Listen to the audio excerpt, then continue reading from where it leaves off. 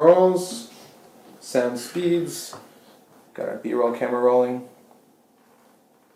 Okay, this is a quick video on the why I sold my GMT for a Rolex Explorer. So here we are. Let's get to... Hi guys, I'm Patrick. And I'm Adam. And this is Clock, Stock, and Barrel. Welcome to another episode. Guys, Adam recently did... Wristwatch check. Rocking the Aquis. The El Hero Aquis. The blackout fashion watch. Yeah, no, I'm loving this thing though. It's really cool.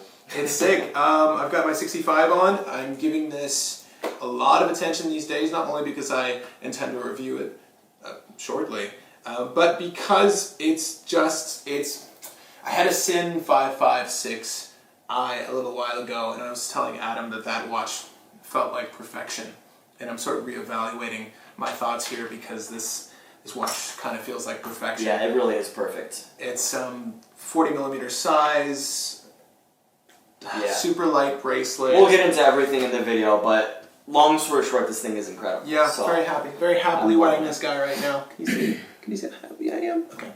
So anyways, what are we here for today, Pat?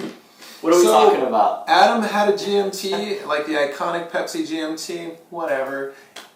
The 16710. Yeah. And it is now gone. Yeah, did we ever even review that piece? We did the Patty comparison with it. That's like that was a pretty Patty won out. Still in my collection. Still have the Patty. So I sold/traded my Rolex Pepsi GMT. For what, you may ask? Well, I've mentioned this watch before in a couple other videos. Yeah. I sold my Rolex, but I got another Rolex. Had to have one in the collection. Yeah, so I got back my original 14270, which is also known as the 36mm Explorer. Yeah, you can go ahead and do some close-up to look at it. Tell me about that, actually. What do you known as the 36mm Explorer? So, let me tell you guys something here. So, I traded this away. This is my first Rolex ever, okay? The Explorer line is probably... Now I realize that the Explorer line is my favorite Rolex line of all. And it's like fast becoming one of the most popular watches in their lineup. Yeah. Not to say it's lacked in popularity, but it's at the bottom of their price line, too. It is. I got this one for a steal. Yeah. But if you're buying new Rolexes, it's sort of your introduction to the brand, excuse me. Right. So I got this Rolex, I think, sometime in December. I actually traded it to a friend of mine in like a mega trade deal where I got the 16710, which is also known as the Pepsi GMT. Wore that for about a month or so, and then I just realized it wasn't doing it for me like this Explorer did. And I think there's a couple reasons. One, because I love the Explorer, and I think it's just so cool, the whole history, and how Sir Edmund Hillary, the whole ties to Everest and everything, and just being like the Explorer's watch. Which model did he wear? He wore an earlier model? Yeah, he wore it before they called it the Explorer. I think it was like a year after that they actually changed it to the Explorer. And this is actually a 1990 14270. It's a birth year, which is also a reason why I decided I needed this back. It was my first Rolex. It's a birth year Rolex. And I already have some memories attached to this piece. I went snorkeling in the Bahamas with it. Rode jet skis. This oyster case is bulletproof, so I wore it on a NATO and didn't even think twice. Wasn't worried at all about it. I like it so much more than that GMT. The GMT was great. It was like a really good sports watch, right? Beautiful, sure. Yeah, absolutely. But there's a certain... With the faded bezel, I don't know what to say. There's like a magic to this piece that was not in the GMT. I don't know what it is. It's like the beautiful gloss black dial. And the thing is, nowadays, you can get Rolex Oysters with the same layout, the same dial layout. Right.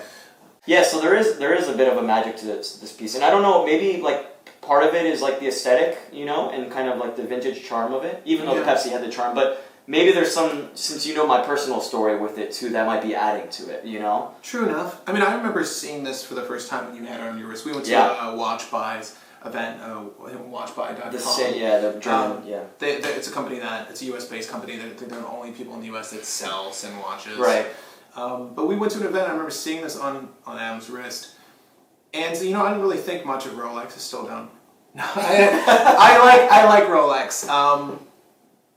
This is one of the only Rolex watches that I feel I would spend my own money on. Like, it's so nice. It's one of those perfection pieces. Like, it's the way it's designed, its sizing, the layout on the dial, the case, even the case sides. I don't know if you can tell, but on the sides, there's like they slightly bubble out. It's the perfect watch. It's the perfect sports watch. It really is. And you know, they changed them. They went to the 39mm size, which I think was a huge mistake because it completely throws off the proportions. Because Rolex is known for using the 20mm, you know, lug width bracelets. Yeah. And on that 36, it was perfect. And the entire, you know, lineage of the Explorer with the 1016, you guys can look that up. The Explorer 1016. I think it's the longest production reference Rolex. We're talking like 1960. Originally, it was 1963, but people realized that it was actually 1960 up till 1989.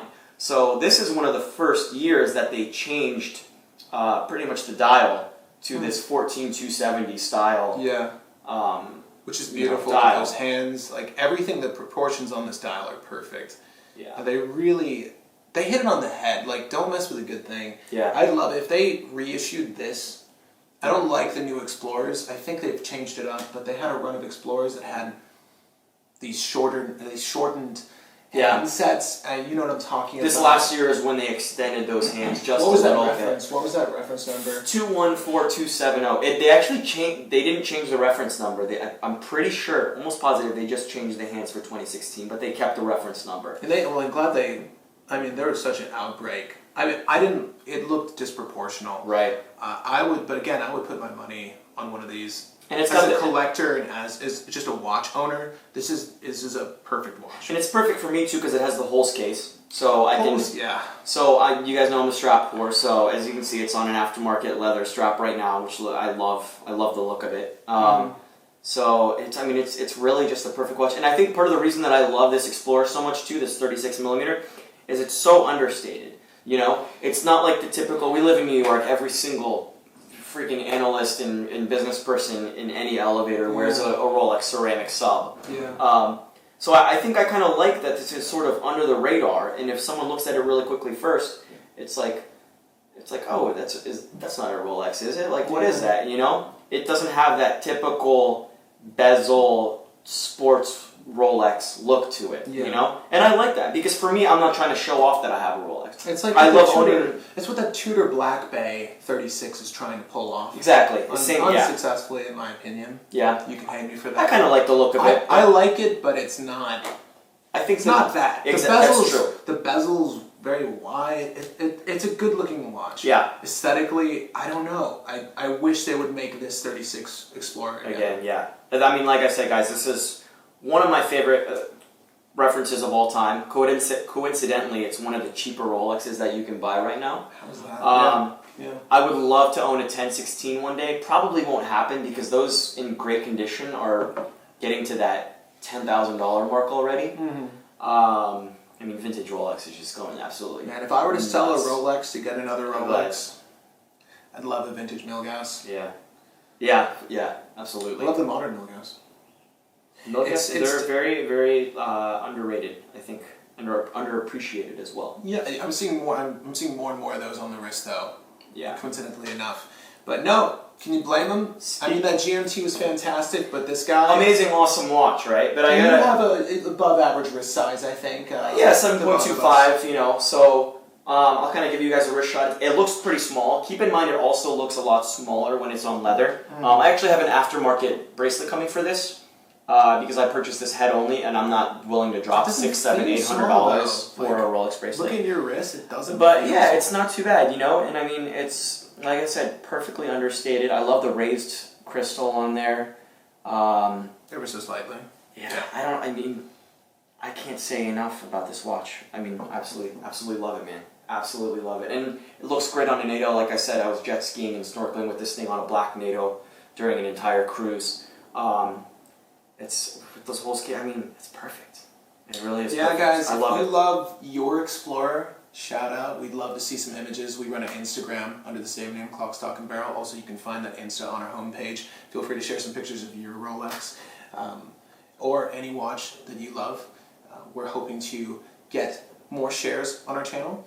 So if there's something you'd like to share or a shot or any images of your watch, you can just hashtag Clock, Stock, Barrel. But we're loving on the Explorer right now. Shout out to Jared too. I traded that, this Explorer for the 16710, and I reached out to him and I'm like, listen, man, like I need that Explorer back. Yeah. Like this is my Rolex for life, my first Rolex ever, my birth year. Already have memories attached to it, and he's like, dude, of course. Didn't Jared get another Explorer? He did. So funny story. The guy that I traded back the 16710 to, he is a fan of bigger watches, but he loved this 36mm Explorer so much. There's something that certain magic, man. Yeah, that I don't know what it is. He literally bought one within a week after, So he has one now. I don't know why. Yeah, it's when you see this watch in person, there's a definite allure and a magic. Yeah, I wouldn't use that word loosely. Yeah, absolutely. And there's that certain charm too, like I said, over the 214270, that 39mm one, that they just lost it when they made it bigger. Yeah. A Rolex Explorer, in my opinion, is a 36mm watch, and they should have never changed it. But sending this video to you, Rolex. Get it right next time. At any rate. But yeah, so there's my Rolex story, guys. Guys, if you like this video, feel free to hit that like button. If you disliked it, you disliked Adam's story. And we hate you. No, we don't hate you. You can dislike it. It's totally cool. I dislike things all the time. I'm just not that open about it. Guys, if you want to see more content like this, feel free to hit the subscribe button. Also, there's a bell. Apparently, you can hit that, and you'll know as soon as we put these videos up. So if you enjoy our content that much, glad to hear it. Anyway, guys, stay tuned for more comparisons, reviews, unboxings, all that fun stuff. If you like watches, join us here. Take care, guys. See ya.